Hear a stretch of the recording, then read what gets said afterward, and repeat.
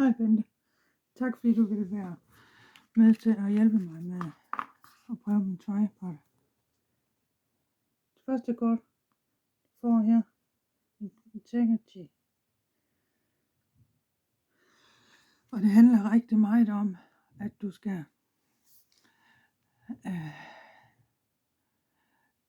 passe på dine værdier.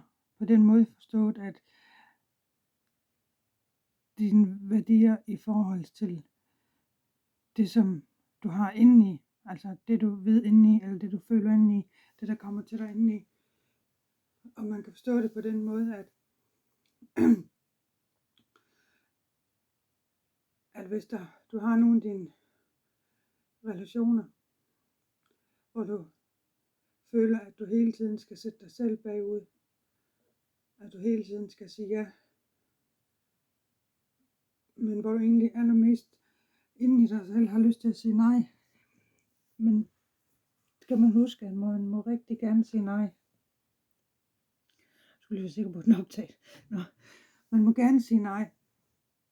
Du skal virkelig mærke ind i, om det du skal til at gøre, om det passer til dine værdier, og det som kan fremme din egen personlige udvikling. Så netop det der med, at hvis der er nogen, der beder dig om noget, og du føler lidt, at på en eller anden måde vil få dårlig samvittighed over det, eller at dem, der har spurgt om det, at de vil ikke kunne forstå, hvis du siger nej, tænker du. Men det er slet ikke det, det handler om. Det handler om, at du har din frie vilje til at sige ja eller nej. I hvert fald at sige nej. Og nogle gange, så kan det godt være hårdt, fordi så bliver man måske nødt til at slippe den relation, fordi den relation bliver ved med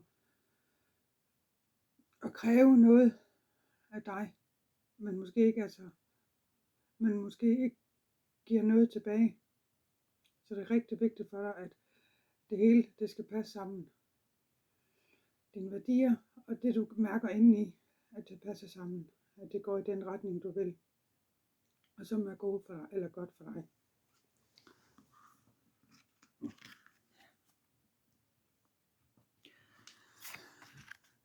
Og næste kort handler om Law of Attraction.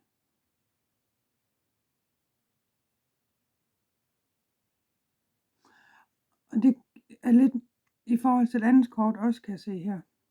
Og jeg håber det går med det lys, at du kan se det. Og det er ked af, det ikke er så godt.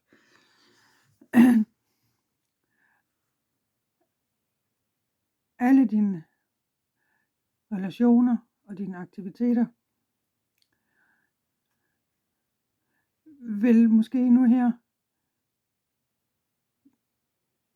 altså alt det som du var glad for, det vil måske blive nogle andre, altså det vil blive forandret lidt, fordi du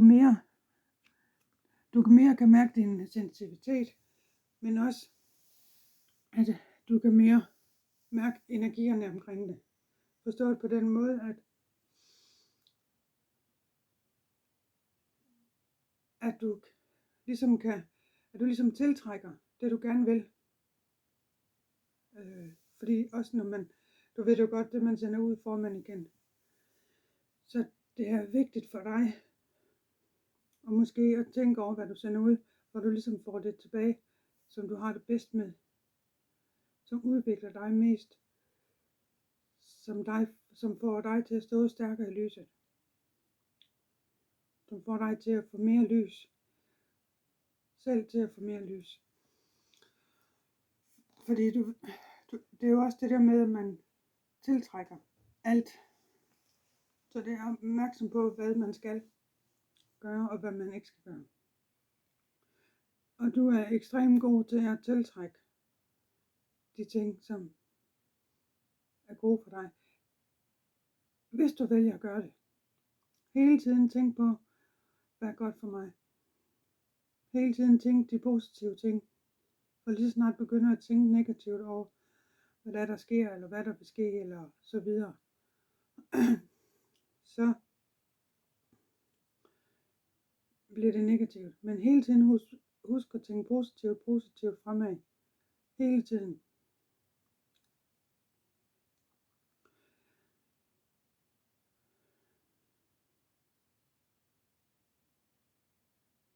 Ja.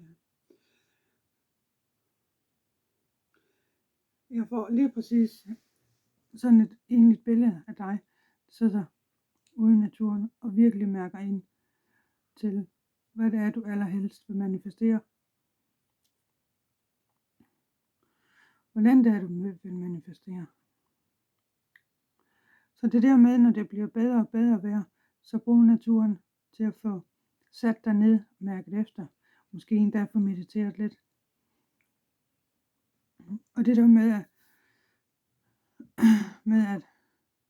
at være i naturen, og være omkring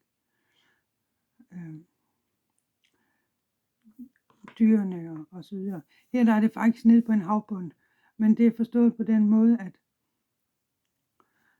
havet det er jo fyldt med en masse ting, vi ikke ved. Det er lidt mystisk. Og jo mere du får sat dig ned og mærket ind, så kommer der også nogle ting op til dig, hvor man tænker, at det er mystisk, eller det er mere spændende.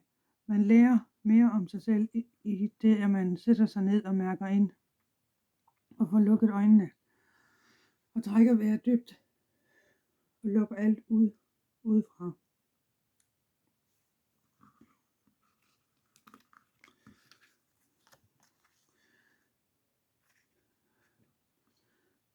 Og næste kort her, if you get nervous, focus on service.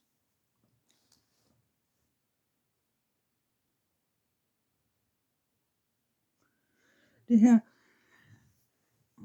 handler meget om, at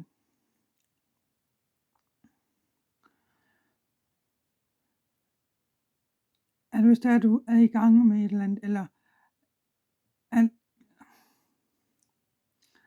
at du i forbindelse med Law of Attraction tænker, at kan jeg nu leve op til det her, hvis jeg manifesterer, at jeg vil være en rigtig god coach, kan jeg så sidde overfor min kundeklient, så skal du simpelthen huske at fokusere på det, du gerne vil gøre for klienten. Hele tiden tænk på, hvad det er, du kan gøre, og være opmærksom på det der med, at når man er i sådan en situation, eller hvad man vil kalde det, så skal man lægge sig selv bagerst.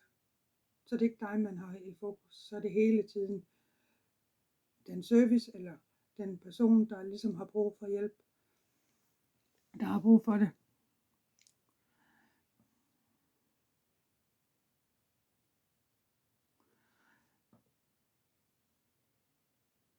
Og så tænk i, at jeg er en god coach. Jeg er god til det her.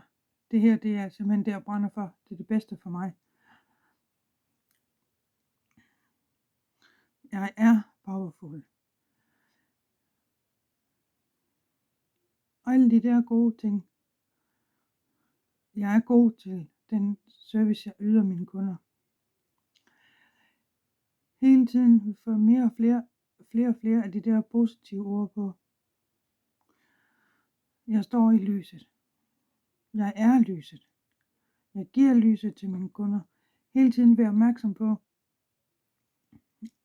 alle de positive ord, der kommer ind i hovedet. Men ud af din mund. Altså hele tiden være opmærksom på, at hvis du udgiver nervøs energi, jamen så tænk på, hvordan det vil være at sidde over på den anden side og skulle modtage det. Hele tiden være opmærksom på, hvad det er, at du sender ud. Hele tiden være opmærksom på det. Og være opmærksom på det, du giver.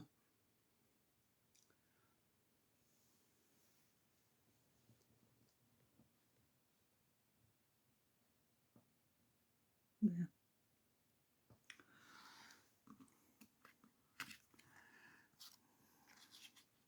Ja. Kortet her. Rest and digest. det der handler om, at når man så giver en masse ud af, så skal man også huske at følge sig selv op, og virkelig give sig selv noget indad. Så meditation, vær i dig selv, mærk dig selv, virkelig give dig selv den tid, der er god for dig. Hele tiden tænke, at nu har jeg givet noget til nogen, nu skal jeg lige have noget energi ind selv. Og universet fortæller dig, at meditation på den måde er den bedste restitution for dig. At det er det bedste for dig at være i, den bedste måde at lade op på. Eller bare være stille. Og i og med, at man så også får mediteret og set og været i sig selv, så kan man sgu mærke, at der sker noget. At ens energier bliver ladet op. Men lige så vel kan man også mærke det, man får op fra og nedefra for den sags skyld. Ja. Nemlig, at det er en virkelig god måde at ligesom at komme helt op i gear igen, efter man har ydet noget. Og det er rigtig vigtigt, for også det der med, jamen, når man så måske har fået sagt nej, sagt fra. Og det her kan man måske mærke, at det har taget en stor ting, også fordi man har været nervøs omkring det. Så lige få hvile sig lidt, og få ny energi ind. Og få masser af lys, og bede om at få lyset op fra og hele vejen ned. Ja.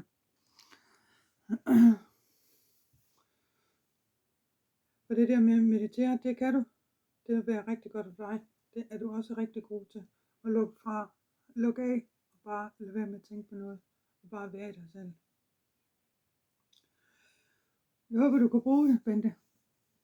Og tusind tak for hjælpen. Og så må du have en fortsat god søndag. God eftermiddag.